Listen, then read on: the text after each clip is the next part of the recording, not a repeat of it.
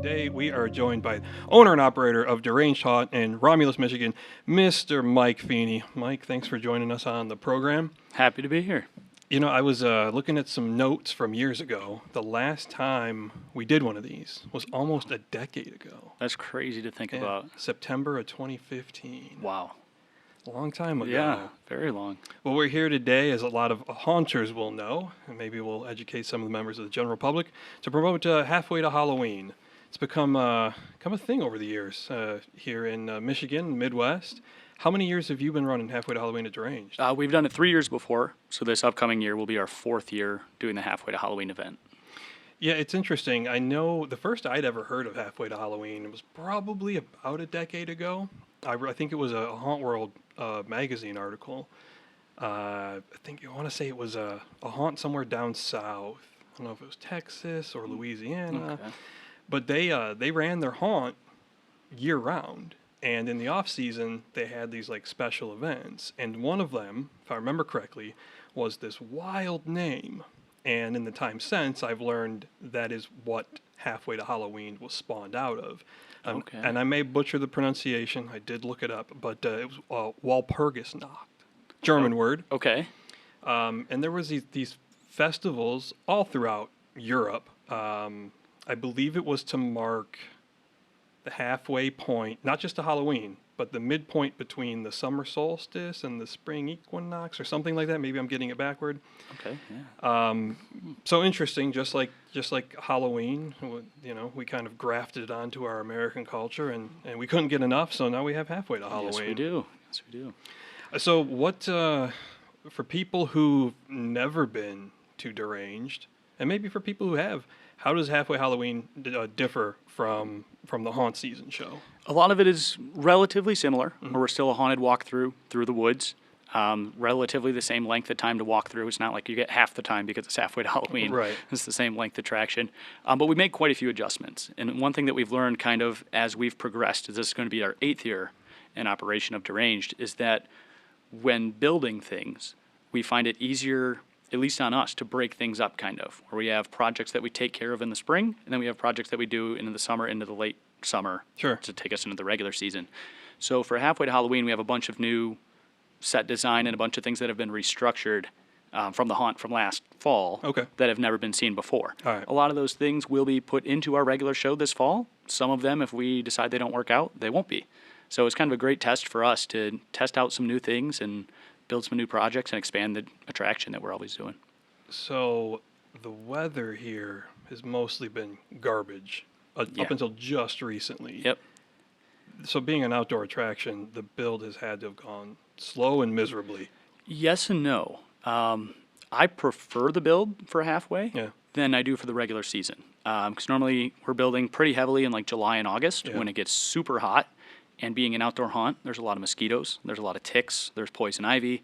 And when you start building for Halfway to Halloween in February and March, there's no ticks yet. There's no poison ivy yet. So we kind of get a little bit different lay of the land, and we can do some different things than we do for the main season just because of the elements. These are some selling points. Yes. Ticks, Live and insects. mosquitoes. Yeah, well, we spray for them, but most of the time the sprays and stuff don't kick in until, you know, the season begins. We're spraying for the customers. We're not spraying for ourselves out there. Yeah, and depends too on, you know, sometimes we get a bit of a warm fall and not all the insects die off like they should. Right, yeah. Most of the time by the fall they're pretty sparse, and normally by the time like we get to like May, it's not really nothing too crazy for like the spring build going into the regular season. It's normally like kind of after that, once it really starts heating up in like June when the mosquitoes come out, like that June to August. It's not pleasant. So you try and keep kind of a running storyline at Deranged. Last year, there was an election for mayor of the city of Covensfield. Yes. Yep, that is the correct. name, Yep. So it was the incumbent mayor, Conwell, Yep. and his opponent, Victor Calloway. What was the result of that election? Okay, so Victor Calloway did win the result. He did win the election. It was pretty much a landslide victory. It was one of those things where we actually were keeping track of the counts as well. Oh, okay. On your ticket stub, the part that you ripped off, you could drop in a bin at the end. Yeah. You could either vote for Lumpy Conwell to remain mayor or vote for Victor Calloway. And Victor Calloway His bin was more full. We were counting him out there on Halloween night and that first night in November when we were doing our blackout event, and Victor Callaway won, so he is now the new mayor of Covensfield. And now there was some allegations though that Victor is as shady as Mayor Conwell seemed, and his Instagram post did not do him any favors. Not at all. Mr. Callaway had accusations thrown his way that he was maybe leading a cult. Yes, those are looking more and more to be true. There's been things going on in the woods out there. There were, people were thinking that he was the one leading the cult out there. And it's looking more and more like that as coming up in this halfway to Halloween, there will be a blood sacrifice. So that was going to lead me into that. So there's a special promotion tied into this. What is the blood sacrifice all about? Okay, so Victor Callaway, spoiler alert, he is leading the cult. And his ancestry runs deep, and in his bloodline there were some witches. Mm-hmm. And there was a very powerful witch that he is trying to bring back to give him full power over the town. And he's won the election, and now nothing's really standing in his way. The last thing he has to do is conduct a blood sacrifice to bring her back.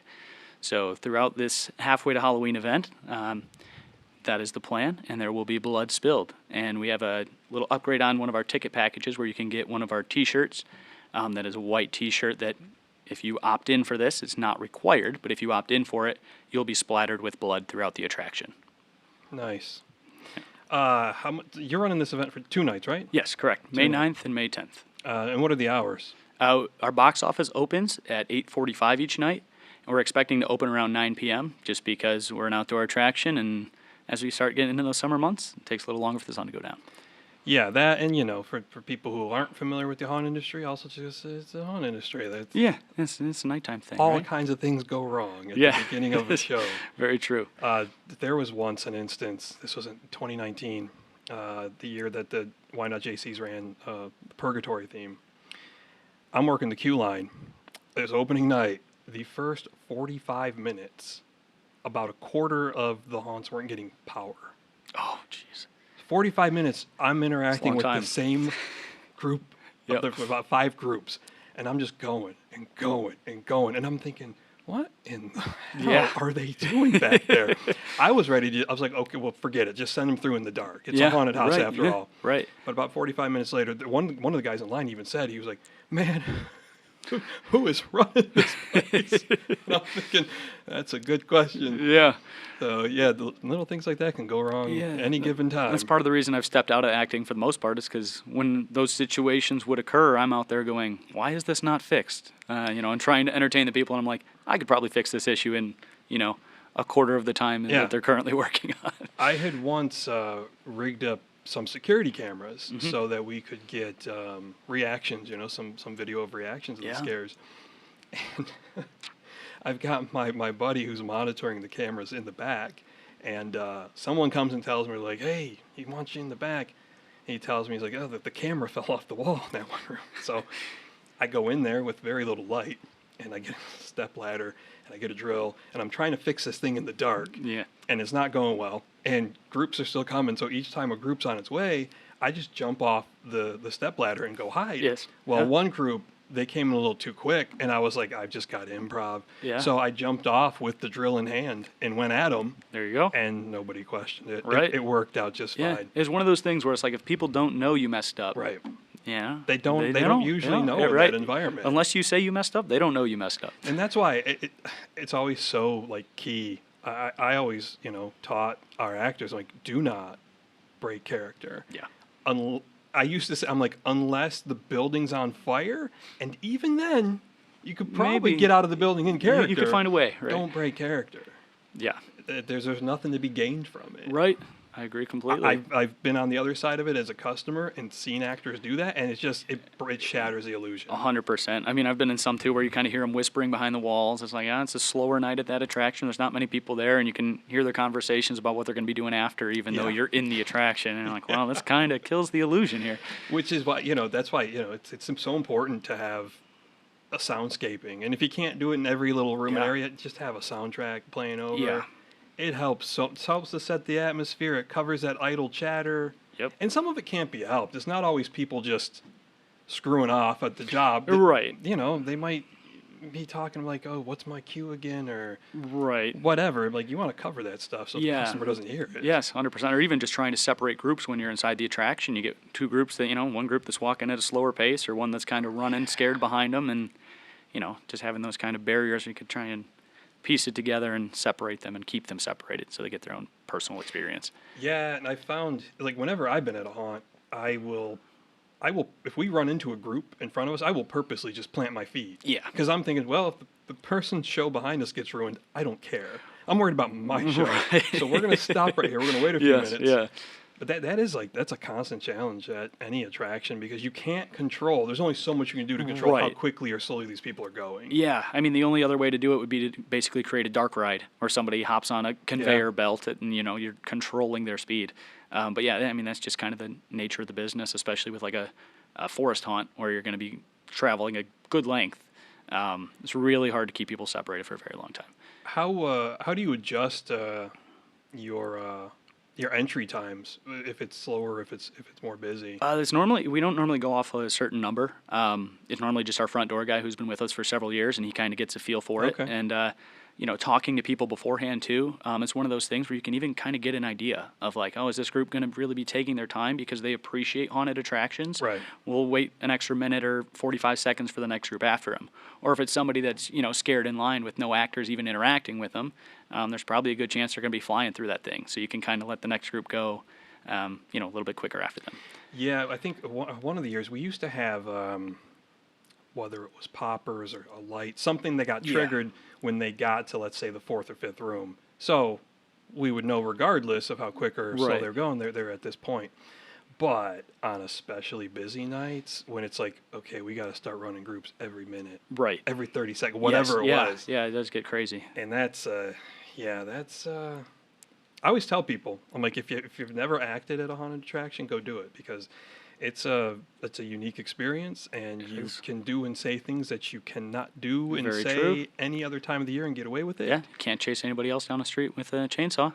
And that's a good rule for people. I always used to tell people in line. I'd tell them, I'm like, don't run. Runners get chased. Yeah, that's very true. You're not going to chase someone who's walking. Yeah, they're not selling for you. Right, so right. If you don't want to be pursued, don't run. Yep. It's real simple. Got to play it cool. So for the Halfway to Halloween event, just the 2 nights, so limited engagement, but the full trail, just like in the fall. Yes. And we've made a few adjustments that, things that we've added to the show. We've also taken a couple things out that are more of permanent changes. But yeah, those should all be set for this May. So if anyone interested in that event, they can go to, what's the website? Yeah, just derangedhaunt.com. That's where we have our tickets and all the information and everything you need to know. Check out all the details. You can learn the lore of Mayor Conwell and now the new mayor, Victor Callaway. Victor Callaway.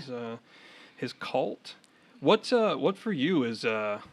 What's your favorite area of the attraction? Give the public a few teasers of what they might see. Yeah, it really changes. So we kind of have our attraction broken down into 6 different areas right now. And my favorite definitely changes as we make adjustments. Sure. I kind of like the shiny new toy. Whatever we're working on is kind of what's catching my eye. And right now that's Camp Zika, which is kind of like our 1980s themed summer camp out there in the woods. Kind of themed to like a Friday the 13th, but it's our own twist on it. So. We also have Starfall Mall, which is like a 1980s as well, like retro-themed mall with the neon. Greeno Industries, which is our chemical industrial plant. Hollow Hills, which is our cemetery. We have the Herp and Dirt Brothers Carnival, which features a walk-through dark ride, quote-unquote ride. It's a walk-through, and a clown section as well. And then's our Camp Zika, and then Gordon Family Farm, which is our pumpkin farm, super traditional Halloween kind of 1950s themed farmhouse. What was it, 2 years ago? Yeah, so this was the media night, 2023. I ended up going through by myself. Okay. And there was this one great instance where I was walking the path that eventually leads to the Gordon family farm. Yes. It wasn't quite there yet. Right. But you get a good view into just before you go into the farmhouse. Yeah. But it was so fogged up. Yeah. Couldn't really tell it at the time. But what was cool, I'm not sure who was acting there that night, but the actor was I think they had just happened to be there. Yeah. And I turned and looked, and I could see them just kind of across the way a bit. And I just kind of waved, and then they just pause just a beat, but then slowly raised their hand and then like creepily waved back. I was like, oh, that was such a good little bit of interaction there.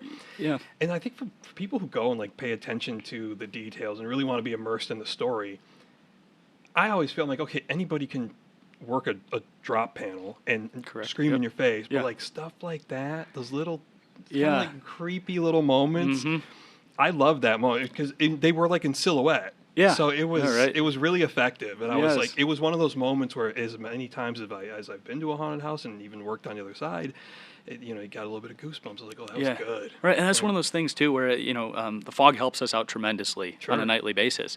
But it's one of those things too, where it's like if you walk through again, you're probably never going to get that interaction. Exactly. So like we're always trying to switch things up, but then like there's not somebody waiting there to wave at you every time. Right. That just happened to be the way it was, And that, I mean, that speaks to the importance of improv in any haunt. And unfortunately, some haunts don't allow their actors to do that. Yeah, that's a shame in my opinion. But I understand to a point where you kind of have to streamline things, and some of the haunts have to get a little bit more corporate and have things by the book and to the T. But yeah, but I mean, as an actor, like I wouldn't go work anywhere where I didn't have the freedom, because like I'm not there for the money. I'm there to have a creative outlet. Right. And this is a kind of an adrenaline rush I can only get this time of year. Yes. I want the freedom to 100%. improv. Yeah. I don't want to work animatronic or what do they call it? Actormatronic. Yes. Yeah. I don't want to work one of those. Yeah. There's been a handful of times too. I've had friends at other haunts who are like, oh, it's a night that we're off, or it's an off-season event. They're like, hey, we need an extra person. You want to come do this? And I'm like, not really, because it's not going to be what I like to do. It's not going to be that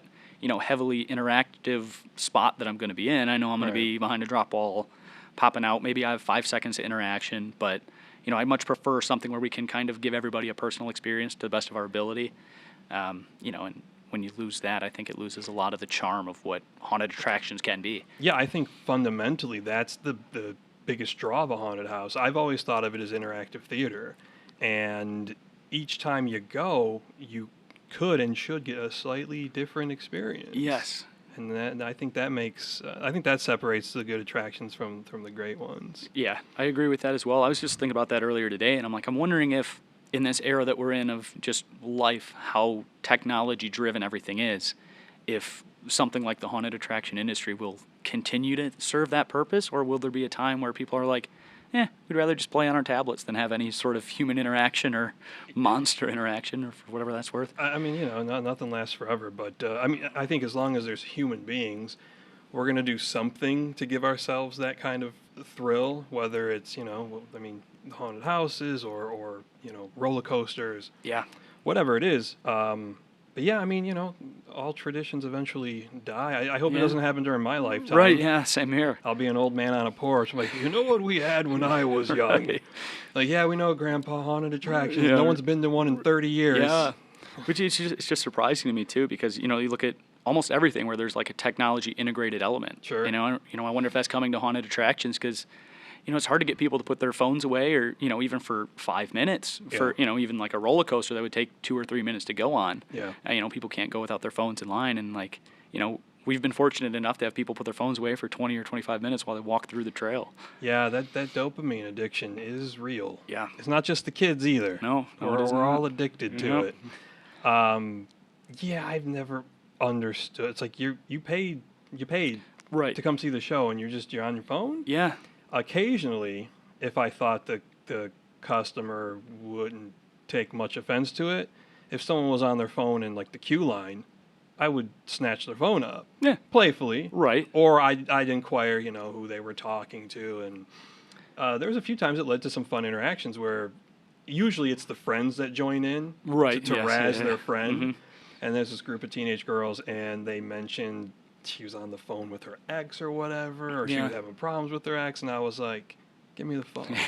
So we called the kid up, and I ran my mouth, and I think he made some threats while I cackled like a maniac. Yeah.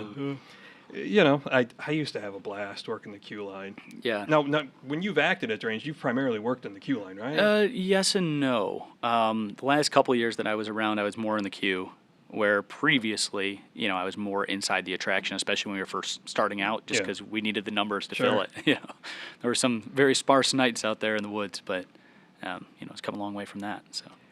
Now I want to go back to the start of Deranged. So you grew from a home haunt. Yep.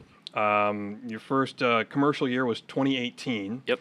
And it's I've been out almost every year. Yeah, I think so. And I'm sure you have this effect too, maybe even to a greater extent. I sometimes have to go back and read the older reviews to remember all the progress that's been made and how much the attraction has changed from that first year. Yeah. So for you as the owner, what's it been like? Yeah, it's been insane. It's crazy, overwhelming at points. Just making all of the changes that we've made. I was just thinking about that the other day. I was out in the woods and I was like, oh yeah, we used to have a movie theater out here and an arcade, and I'm like, where was that out here? I'm like, the path has changed so much over the years that some of the stuff I'm like, oh yeah, that was out here, but I don't remember exactly how we had this situated. And 7 years, I guess, isn't that long of a point in time in just the grand scheme of things, but from a haunted attraction standpoint, that's we take pride in changing our attraction every time we open. There's been a lot of changes with that. Yeah. When you're looking at 7 full seasons, 4 halfway events, it's like we've had over 10 times to change our attraction and do upgrades to it. So it's a very different show than it once was. The production value over the years is steadily risen. And if you if you were to compare 2018 to this past season, I mean it's quite a striking difference. Yeah. That first year when we had the forest, the only thing in the forest I think was like an ice cream shop facade. Yeah. And a school bus that just happened to be on our property that we had them walk by. And we didn't even have them walk by the front of the school bus yet, just because it was so overgrown. It took us the whole next summer trying to cut that out so we could, direct the path around there. So yeah, starting from that with just one structure at the end to now being essentially an entire town in the forest has been quite an undertaking. Now, I know we've talked about this before. The first 2 seasons, you didn't have who became your primary builder, Mr. Adam Greeno. How did that change things when he came on? Oh, tremendously. He's so talented and so artistic. I can move some things, I can screw some things together, but that kind of artistic touch to make, a facade out of plywood look as add that realism element to it. It has been a drastic change. Yeah. And he's been around, but he kind of, that third year, he really took a big step in contributing to the build as well. Because the first couple of years we had him around to act, but okay, so it was COVID 2020 when he kind of took the reins as the build lead? Yeah, I would say as the years have gone on, he's kind of picked up more and more and taken on more responsibility for whatever reason. I don't know, but yeah, I think around 2019 and then the second and third year, he kind of picked it up. And another friend of mine, Brad, he chipped in tremendously during 2020 as well. And, just kind of having a few more hands on deck from what we started out with, which is just basically me. Yeah, and to give, people who haven't been there a better picture of things. When we talk about an outdoor trail, yes, you're going on a trail through the woods, but the cool thing is you go through all these different sections, and most of them have some kind of a structure, some kind of a building that you go through. There is, of course, the mall at the beginning, which the mall was... I remember heading out the first time this year. Yeah. That was impressive. Thanks. Yeah. It was... it's a big undertaking. That was something that Adam mainly worked on. And we had a few mixed reviews on that just because in that spot before was a movie theater that everybody loved. Yeah, the movie theater was cool, but... Yes. Yeah, it's one of those things where it's like, you can't keep everything forever. Right. And that's especially just with the wear and tear of putting things up and taking things down, and that's why I kind of recommend people to come back. If you really like the show the way it is, come out for a halfway or our Christmas event, because next fall there's going to be changes. Right. It's we try and keep as much as we can, but we are working with limited space. Yeah. So when there's changes, sometimes some of the older things that everybody loved just happens to go just because we got something new in mind. And now the Starfall Mall, it survived the winter? Yes, we got the Starfall Mall. That'll be back up for our halfway show as well. So. Yeah, I was happy to see that when I came out on Sunday. Really nice addition, and what a great sandbox for an actor to play in. Yes, that's kind of the way I look at everything too. Is Adam has got a great eye for the artistic things, but I'm always bugging him. I'm like, all right, we need a different spot here. We need to add an additional spot here. The path needs to be this way. So I'm sure he's sick of it at this point, but there's so many things where I look at it more, I think, from an actor's perspective than a customer's perspective of how the layout looks. Yeah. Just kind of all right, well, if there's a spot here and a spot here, you could hit both of these, or you could skip this one and hit the next, and really just trying to build each set almost like a playground Yeah. for an individual actor where they can hit multiple scares. Now, I think that's an interesting take because a lot of larger haunts are not built like that. Yeah. It's hit your scare, get out. Yes. And move them along. Right. Which, you know, when you're talking about larger haunts that are dealing with a huge volume of people, especially as you get to mid to late October, it's understandable. It's almost what you have to do. It's a different style of attraction, and as a customer, you have to just accept that going in. You're gonna get cattle herded through. Yes. And some places make it work. It's not so bad at Erebus. It's not so bad at Haunted Hoochie. Right. But if that's happening at a smaller scale haunt, and you're seeing the scare from 15 feet away, it's going to ruin it kind of ruins things. Yeah. And I think it can be done properly too. Like, just if you know that's the haunted attraction you have to put on, you can build for it. Yeah. But a lot of the smaller haunts, I think, aren't able to adapt to kind of that large increase in numbers. Because I think when you get to that point, you have to start adding in some more technology scares and some more scares, whether it's more actors, just more spots. Because our attraction works great most nights for the amount of actors that we have, but we know on our like 2 or 3 busiest nights we're gonna have to try and add some actors. But luckily, with those kind of playgrounds built in each area, it's like a playground can be one kid, but it could be 2 or 3 of them if we need it to be, just to make it more impactful, just depending on the night. Now, when we talked, we did a text interview, if you will. Yeah. Your first season. Yeah, I think it was 2018. Yeah. And you talked about a couple of inspirations for that style of haunting. You want to talk about those? Oh, geez, I don't even remember what they would have said back then. So you had talked about, well, I think I had asked probably something along the lines of, were there any attractions that you visited that informed how you wanted to construct your haunted house? Yeah. I think that changes year to year, too, because I'm still frequent out there and seeing as many haunts as I can. Probably back then, I would have guessed it probably got to Haunted Hoochie around that time. There's a handful of local ones as well. But these days, the one that like kind of sticks out to me is like the Mecca haunt, and like all haunts should take notes, is Hell's Gate out in Chicago. That is an attraction that's kind of out of this world, and knowing a little bit about them and knowing that they started on their property with literally no infrastructure, which is the same way we've started here. It's been quite impressive to see. If you look at that place, you wouldn't go, oh yeah, this has just been a haunted house out of nowhere, but that's what it is. Is that an outdoor event? It's like an indoor-outdoor. Okay. So like there's an outdoor trail that leads you to the manor, and it's an incredible show. Now, when you go out there, are you taking the train? What are you doing? You driving? I'm driving. You driving? Yeah, I'm driving because I want to hit a couple haunts out in the area as well. So that's always kind of like the key stop, and I'm like, what else is open? What else is around here? And running a haunted attraction is great.